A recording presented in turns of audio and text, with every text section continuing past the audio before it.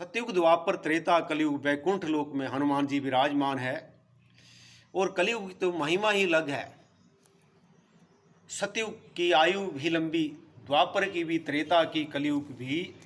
क्योंकि जय हनुमान ज्ञान गुण सागर, जय कपीस चारों लोक उजागरम। राम दूत अतुलित बल धामा, अंजनी पुत्र पवन सुत नामा। भगवान राम के दूत हैं, अंजनी के पुत्र हैं, पवन सुत आपका नाम है।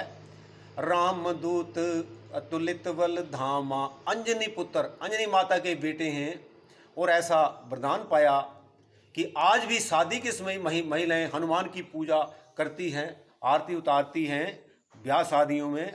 इसीलिए आरती उतारती है अपने बेटों की माएँ। निराकार रूपम इसलिए कहा गया है, कंचन थार कपूर लो साई, आरती करे अंजना माई। अंजना माता खुद हनुमान की आरती करती है। इन जैसा संसार में कोई भक्त नहीं है, इन जैसा संसार में कोई गुरु नहीं है, इन जैसा कोई संसार में सेवक नहीं है।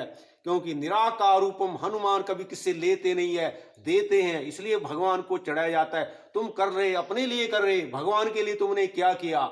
भगवान के लिए पंख खाते, अब सब कुछ कर रहे अपने के लिए। मान लो करोड़ों का धन है, तुम्हारे अपने लिए है, को भगवान के लिए तुमने क्या दिया? इसलिए भगवान कहते मुझे कुछ चाहिए भी नहीं, तो विश्वास होना चाहिए। विश्वास पर ही सारा संसार टिका है, बिना भरोसे कुछ है ही नहीं।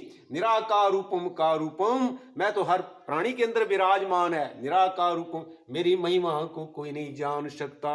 मैं हर जगह विराजमान है। सूर्य के प्रकाश को क्या आज तक कोई रोक पाया? इसलिए भगवान कहते हैं तुम कितने भाग्यशाली हैं, मानुष जन्म मिला है। ये अन्य काम तो, अपना पेट तो पक्षी भी भरते हैं, जीव जंतु भी भर लेते हैं। शाम को पक्षी भी अपने घरों में आते हैं, जीव जंतु भी घरों में आते हैं। इसलिए कहा गया है, ऐसा न विद्या तपो न दानम न ज्ञानम न धीनम ते सनम, मृत्य लोका भूमि भारता। हम और पशुओं में क्या है? पशु भी अपना पेट भर रहे हैं बिना पूंछ से। मानुष निराकार रूपम, संसार में निराकार रूपम इसलिए कहा गया है क्योंकि मनुष्य का जन्म बड़ा भाग्य किस्मत से मिलता है। ऐसा शुभ अवसर भी किसी भाग्यवान को मिलता है। मानुष जन्म फिर दोबारा कभी नहीं मिलेगा।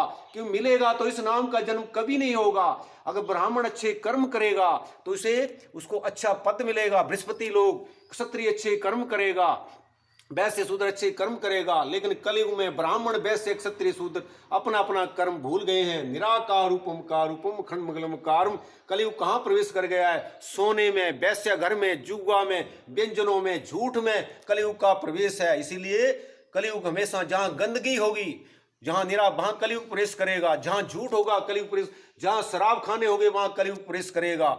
लेकिन जहाँ सच्चाई होगी, सफाई होगी, वहाँ कलयुग प्रवेश नहीं कर सकता है। इसलिए कहा गया है, हरि कथा प्रभु भक्ति, जग में दुर्लभ दो ही उपाय हैं, दो ही उपाय हैं। ओ